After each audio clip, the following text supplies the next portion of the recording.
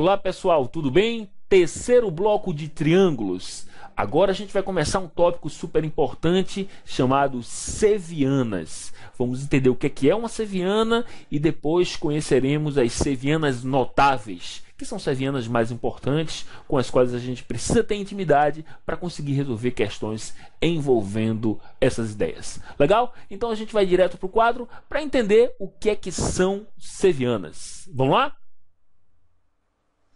Muito bem. Olha só, gente, o que são sevianas? Para início de conversa, eu coloquei aqui um triângulo ABC e eu vou traçar uma seviana. Olha só. A partir dessa ideia, a gente pode entender que sevianas são segmentos de reta cuja origem coincide com o vértice de um triângulo e a extremidade coincide com um ponto qualquer pertencente ao lado oposto ou ao prolongamento deste. Em outras palavras, se a gente tivesse, por exemplo, esse lado BC prolongado aqui e traçasse um segmento de reta que saísse daqui do vértice A e fosse a um ponto qualquer desse prolongamento, também seria considerado uma seviana. Legal?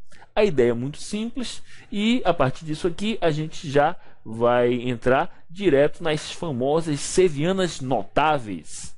A primeira seviana notável é a famosíssima bissetriz interna. Olha só, a bissetriz interna é a seviana que divide o ângulo interno de um triângulo em dois ângulos congruentes. Vou aqui apresentar para vocês uma das bissetrizes, a bissetriz relativa ao vértice A. Repare que a bissetriz divide o ângulo interno em duas partes congruentes. Exemplo, se esse ângulo aqui fosse de 60 graus, nós teríamos 30 e 30.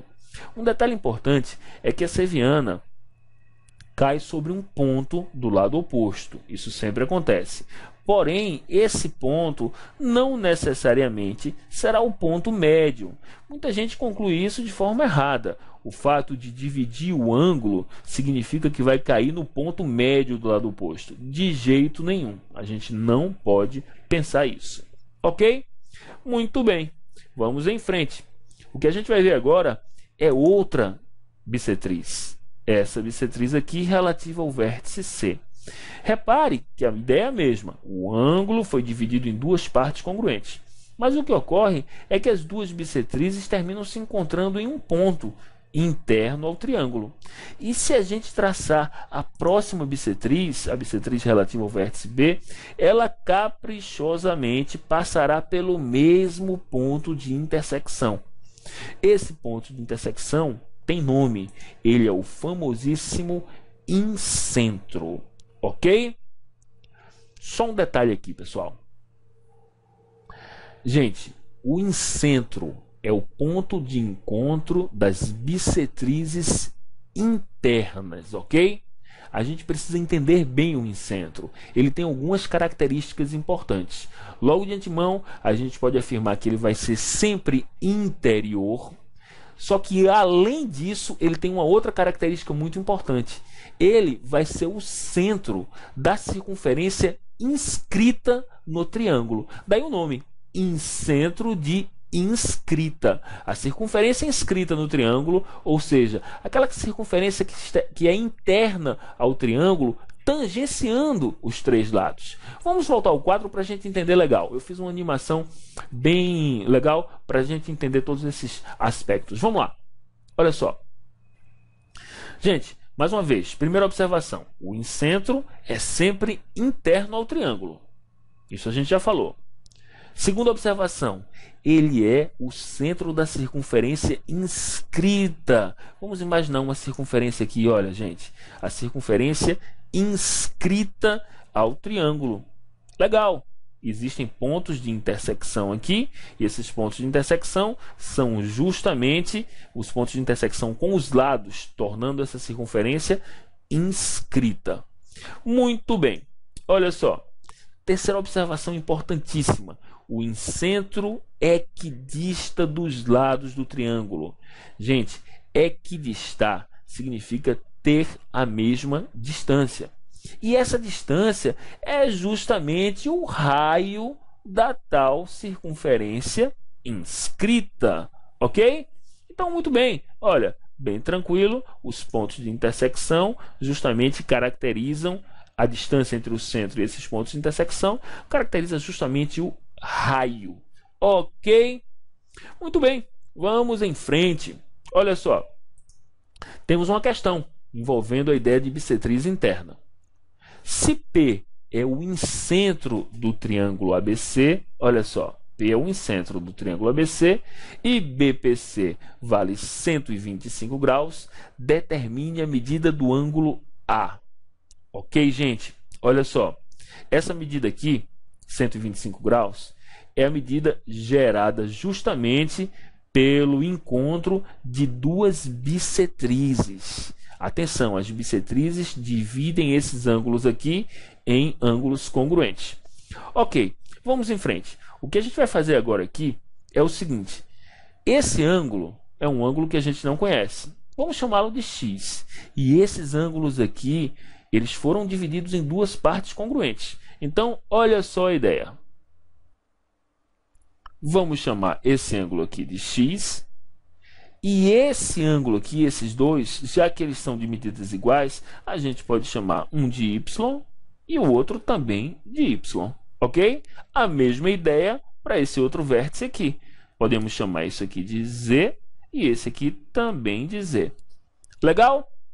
Ok, olha só. Vamos agora pensar sobre o triângulo pequenininho, o triângulo BPC. Olhando para esse triângulo BPC aqui, nós sabemos que a soma dos três ângulos dá 180 graus. Então, a gente já vai escrever isso aqui. Olha só, y mais z mais 125 igual a 180 graus. Esse 125 a gente pode passar para o outro lado subtraindo. Ora, 180 menos 125 vai dar 55. Então, a gente conclui que y mais z igual a 55 graus. Ok, vamos guardar essa informação. Agora, a gente vai pensar sobre o triângulo grande, o triângulo ABC. Gente, o triângulo ABC tem três ângulos. Quais são? X, esse ângulo completo aqui, que vai ser 2y, e esse ângulo completo aqui, que vai ser 2z. Portanto, podemos afirmar, sem sombra de dúvida, que x mais 2y mais 2z igual a 180 graus. Legal até aqui? Muito bem. Só que tem um detalhe. Colocamos o 2 em evidência. Olha como é que vai ficar a situação. X mais 2 vezes, abriu parênteses, y mais z igual a 180. Por que a gente colocou esse 2 em evidência? Para fazer aparecer y mais z, que é um valor que nós já temos. Lembrem-se, y mais z igual a 55. Então, a gente vai pegar esse 55 e jogar aqui. Olha como vai ficar. X mais 2 vezes 55 graus igual a 180. Ora, 2 vezes 55 é igual a 110, portanto, teremos x mais 110 igual a 180. E, por fim, passando 110 subtraindo, a gente vai ter x igual a 70 graus, que é justamente a nossa resposta. X igual a 70, justamente o ângulo relativo ao vértice A. Legal? Ok, vamos em frente. Depois da bissetriz interna, a gente vai conhecer agora a famosíssima mediana. Gente, a mediana tem uma ideia diferente. A mediana será também uma seviana, mas é uma seviana que termina ligando um vértice ao ponto médio do lado oposto. Olha só, mediana, ponto médio do lado oposto. Olha a definição. É a seviana que divide o lado de um triângulo em dois segmentos de reta congruentes, ou seja, caindo sobre o ponto médio do lado oposto. Legal? Detalhe importante. Se a gente traça as outras duas medianas, elas também terminam se encontrando em um único ponto, conhecido como ponto G ou baricentro do triângulo. Legal? O baricentro também é sempre interno, a gente não pode esquecer disso. Beleza? E existe uma outra observação muito importante, que é uma observação muito utilizada lá em física, que diz que o baricentro é o centro de gravidade do triângulo, ok? Se a gente construir, por exemplo, um triângulo em madeira, uma madeira com a mesma densidade, legal? Dá para a gente determinar o ponto de equilíbrio ou centro de gravidade traçando as medianas, legal? E tem uma última observação muito importante, que é abordada em várias questões mais difíceis, que é a seguinte, olha, o baricentro divide a mediana na razão de 1/2 no sentido lado vértice. Vamos entender isso com bastante calma, ok? Olha só, a mediana, no caso do baricentro, divide em 2 pedacinhos, ou é dividida em 2 pedacinhos. Esse pedacinho aqui, olha, mais próximo do vértice, é o dobro do pedacinho mais próximo ao lado. Ok? Então, se esse cara mede x, esse aqui vai medir 2x. Isso vale para as outras, olha. Se aqui mede y, aqui mede 2y. Se aqui mede z, aqui vai medir o dobro de z. Isso a gente não pode esquecer de jeito nenhum. Legal? Muito bem. Vamos fazer uma questão envolvendo a ideia de mediana. Olha só.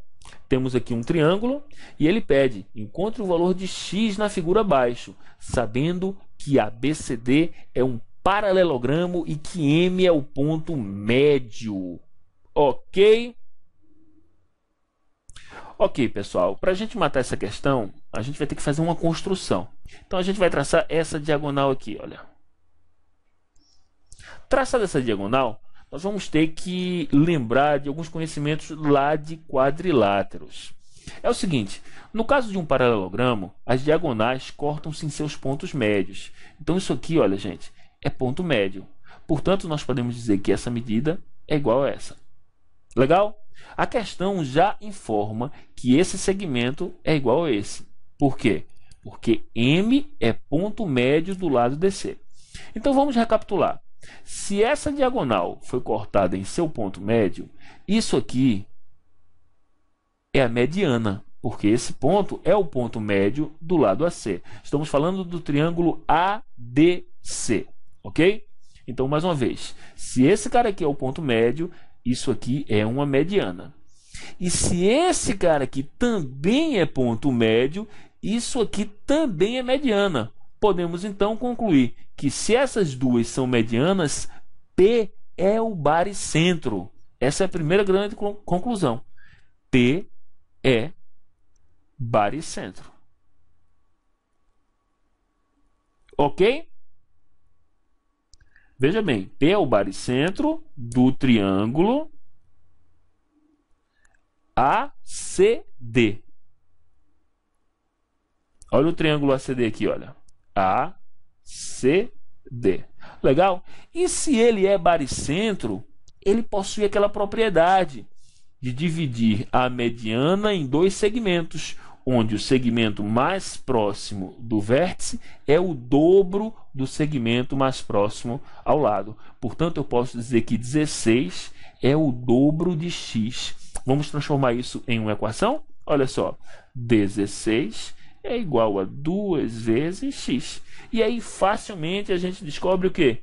Que x é igual a 16 dividido por 2. Portanto, x igual a 8, que é justamente a nossa resposta, 8 centímetros. Legal? Muito bem. Pessoal, terceiro bloco de triângulos, a gente encerra por aqui, um bloco legal. Começamos as sevianas, conhecemos 2 sevianas importantes, só para lembrar, a bissetriz e a mediana. No próximo bloco a gente continua com o mesmo assunto, porque ainda faltam algumas ideias. Falou? Tchau, tchau e até já já.